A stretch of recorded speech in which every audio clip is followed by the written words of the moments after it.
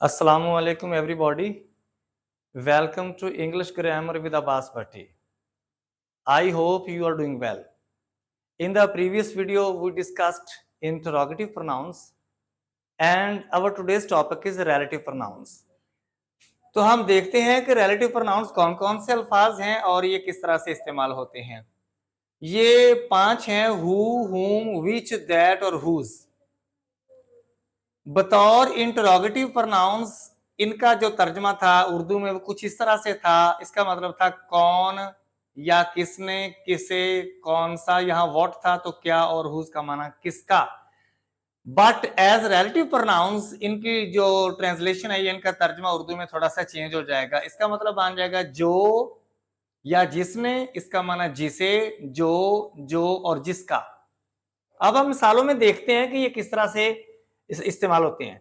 The boy who came late was fined, वो लड़का जो देर से आया उसे जुर्माना किया गया।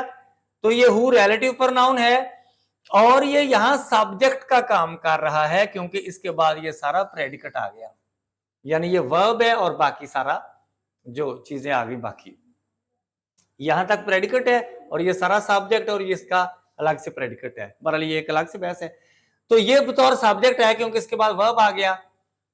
ये है relative pronoun the boy whom you find is my neighbor।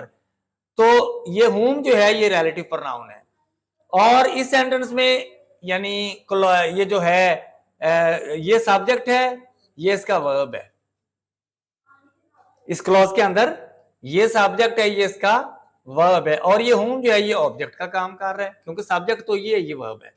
This is the book which I bought yesterday, तो आई सब्जेक्ट है और ये सारा प्रेडिकेट है, इसमें ये वर्ब है और ये ऑब्जेक्ट है। All that glitters is not gold, तो दैट जो है ये रिलेटिव प्रोनाउन है और ये सब्जेक्ट का काम कर रहा है क्योंकि इसके बाद तो वर्ब आ गया। This is the boy whose book was lost, तो हुज बुक वाज लॉस्ट ये सब्जेक्ट का काम कर रहा है क्योंकि आगे वर्ब आ गया, तो ये सब्जेक्ट है। तो ये 5 रिलेटिव प्रोनाउंस हैं। इनमें जो हुज है इसको पोजेसिव रिलेटिव प्रोनाउन कहते हैं क्योंकि ये यहाँ पे बुक नाउन है, इसकी वजह से ये पोजेसिव एडजेक्टिव का काम कर रहा है। तो चूंकि बुक से पहले आया ये पोजेसिव एडजेक्टिव है, लेकिन ये चूंकि पूरी क्लॉज का हिस्सा है, एडजेक्टिव क्लॉज का, इससे पहले एंटीसीडेंट आ गया द बॉय, तो इसलिए ये फिर पोजेसिव रिलेटिव प्रोनाउन है। तो रिलेटिव प्रोनाउन से पहले जो भी नाउन आ रहा है या प्रोनाउन आ रहा है इसको कहते हैं एंटीसीडेंट। एंटीसीडेंट कहते हैं इसको। द बॉय एंटीसीडेंट है द बॉय और द बुक और ऑल और द बॉय, तो ये सारे एंटीसीडेंट हैं और इनके बाद जो प्रोनाउंस आ रहे हैं वो रिलेटिव प्रोनाउंस हैं। और रिलेटिव प्रोनाउंस में जो क्लॉज आ रही है जहां तक यहां तक है तो ये है एडजेक्टिव क्लॉज क्योंकि इससे पहले नाउन है।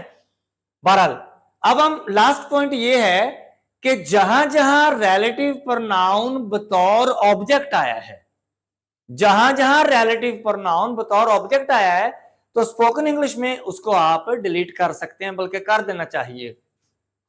मिसाल के तौर पर the boy who came late, अब इसमें हु सब्जेक्ट है, ये केम वर्ब है, तो इसको तो आप डिलीट नहीं कर सकते। The boy whom you find, तो यू सब्जेक्ट है, फाइंड वर्ब है, तो हुम को आप यहां से निकाल दें। The boy you find is my neighbour, ये ऑब्जेक्ट था, तो रिलेटिव प्रोनाउन जब ऑब्जेक्ट के तौर पे आए तो इसको आप डिलीट कर दें। This is the book which I bought yesterday, जो मैंने कल खरीदी, तो आई सब्जेक्ट है, बॉट वर्ब है, प्रेडिकेट है, विच ऑब्जेक्ट है, तो विच को आप यहां से डिलीट कर दें। This is the book I bought yesterday. All that glitters is not gold, तो दैट ग्लिटर्स, दैट जो है ये रिलेटिव प्रोनाउन है और ये सेंटेंस में सब्जेक्ट का काम कर रहा है क्योंकि ये वर्ब है और ये प्रेडिकेट है सारा, तो इसको आप डिलीट नहीं कर सकते क्योंकि ये सब्जेक्ट है। This is the book whose, this is the boy whose book was stolen, ये वो लड़का है जिसकी किताब चोरी कर गई, तो ये सब्जेक्ट है और ये इसका प्रेडिकेट है। तो जहां जहां इन सेंटेंसेस में रिलेटिव प्रोनाउन बतौर ऑब्जेक्ट इस्तेमाल हुआ है स्पोकन इंग्लिश में, उसको वो डिलीट कर देते हैं। लिखने में भी कोई अर्ज नहीं है, लेकिन उसको इन्हें आप बोलने में डिलीट कर सकते हैं। तो ये 5 अल्फाज आज हमने रिलेटिव प्रोनाउन के तौर पर डिस्कस किए हैं। इसके अलावा व्हाट, व्हाट एवर और हु एवर, वो फ्यूज्ड रिलेटिव प्रोनाउंस हैं और इनको हम इंशाल्लाह किसी और वीडियो में डिस्कस करेंगे। That's all for today. I hope this video will be very beneficial and useful for you. Thank you very much for being with us. Stay blessed.